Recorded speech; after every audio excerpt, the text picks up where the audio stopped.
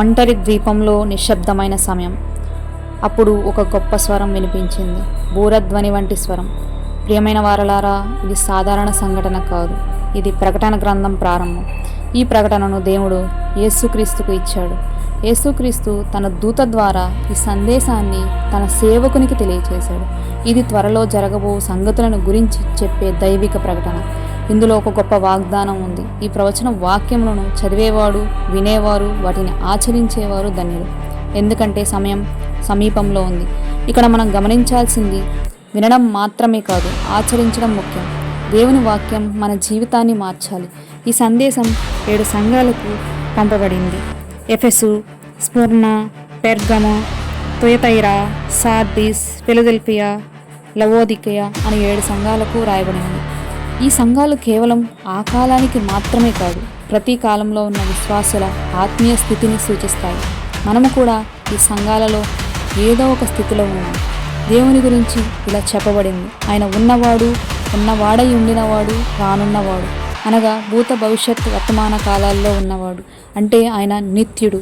యేసుక్రీస్తు గురించి ఇలా చెప్పబడింది, ఆయన విశ్వాసపాత్రుడైన సాక్షి, మృతులలో మొదటిగా లేచినవాడు, భూమి రాజుల అధిపతి.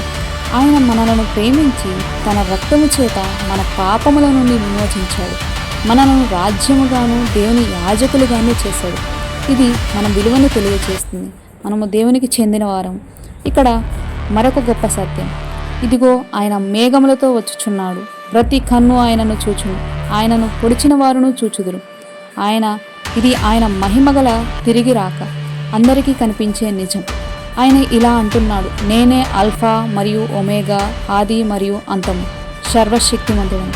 మన జీవితం ప్రారంభం నుండి ముగింపు వరకు ఆయన చేతుల్లోనే ఉంది.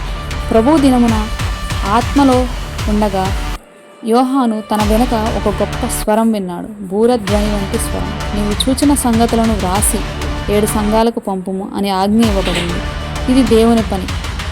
సందేశం ఇవ్వడం మాత్రమే కాదు, దానిని ఇతరులకు తెలియచేయడం కూడా. ఇక్కడ మనకు ఒక ప్రశ్న, మనము దేవుని వాక్యాన్ని వినిపించేవారమా లేక మౌనంగా ఉండిపోతున్నామా? ఇక్కడితో పార్ట్ 1 ముగుస్తుంది. యోహాను తిరిగి చూసినప్పుడు అతను చూచిన మహిమగల దర్శనం పార్ట్ 2లో చూద్దాం. Thank you. Praise the lord.